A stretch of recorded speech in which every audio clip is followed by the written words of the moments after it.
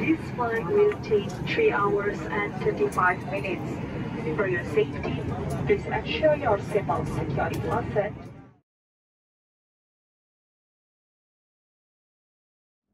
গত 11 তারিখ অর্থাৎ এপ্রিল মাসের 11 তারিখ আমাদের ঈদুল ফিতর ছিল।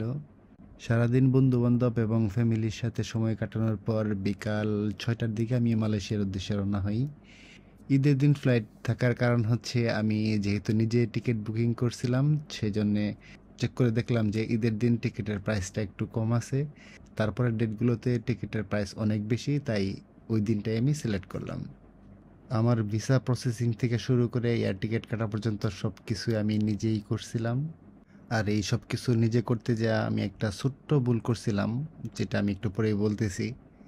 তো ঈদের আগের দিনে আমি আমার সবগুলো ডকুমেন্টস, যেমন আমার ইভেল, তারপরে এয়ার টিকিট, এগুলো সব কিছু আমি প্রিন্ট আউট করে রাখছিলাম।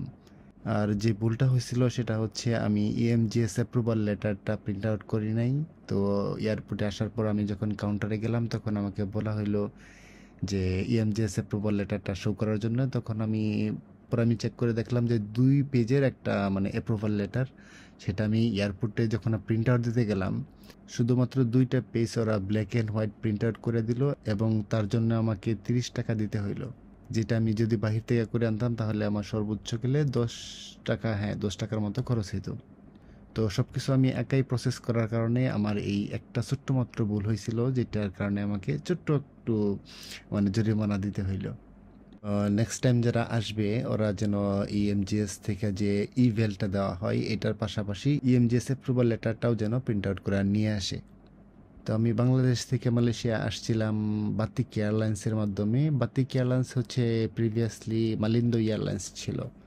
তো ওদের কাউন্টারে আমি যখন গেলাম সব কিছু ডকুমেন্টস দিলাম, তারপরে জিজ্ঞেস করলো যে আপনি কেন যাবেন, সত্যি কি লেখাপড়া করবেন কিনা, আরও বিভিন্ন আজীব আজীব প্রশ্ন। আসলে এটা সত্য যে মালয়েশিয়াতে অনেক বাংলাদেশি শুধুমাত্র স্টুডেন্ট বিষয় নিয়ে আসে কাজ করার জন্য, এটা আসলেই সত্য। তো এটা খুবই স্বাভাবিক যে এই প্রশ্নগুলো ওরা করে। তো আমি আসলে মোটামুটি ওরা আমাকে অনেকক্ষণ ওয়েট করে রাখছে, 5 মিনিটের মতো। তারপর আমি বললাম যে না, আমার তো BSc করা আছে, আমি BSc করছিলাম মালয়েশিয়াতে একটা পাবলিক ইউনিভার্সিটিতে, এবং কি আমি সেম ইউনিভার্সিটিতেই MSc করতে যাব। তারপরও সব ডকুমেন্টস দেখলো, দেখার পর আমাকে মানে একটু ভালো সুযোগ সুবিধাই দিল মোটামুটি। যেহেতু ওরা আমাকে 5 মিনিটের মতো ওয়েট করে রাখছে, তারপরে সরি বললো যে না, আমরা আসলে সরি, দুঃখিত আপনাকে ওয়েট করানোর জন্য। তারপর আমাকে একটা আলাদা কাউন্টারে নিয়ে গেল, সেই জায়গায় আমাকে সরাসরি ওরা বোর্ডিং পাস দিয়ে ইমিগ্রেশনে পাঠিয়ে দিল। ইমিগ্রেশনে কোনো প্রশ্ন করা হয়নি আমাকে, শুধু ডকুমেন্টসগুলো দেখছে, এই আর কোনো প্রশ্ন করা হয়নি।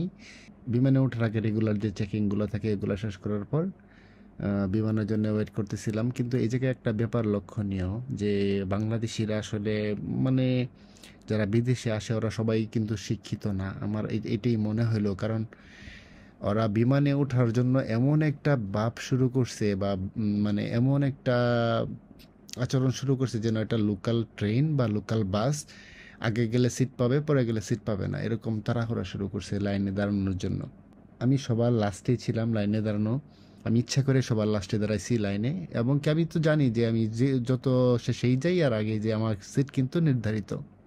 তো এই হচ্ছে অবস্থা। তারপরে বিমানে ওঠার পর কিছু ইনস্ট্রাকশন দিল যে cabin ক্রুরা। This flight will take 3 hours and 35 minutes.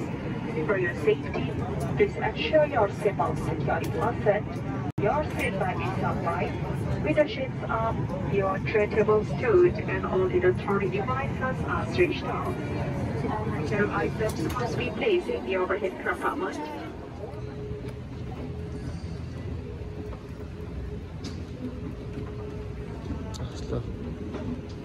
তারপর বিমান টেক অফ করলো এবং দীর্ঘ 3 ঘন্টা 50 মিনিট যাত্রার পর মালয়েশিয়াতে এসে ল্যান্ড করলো।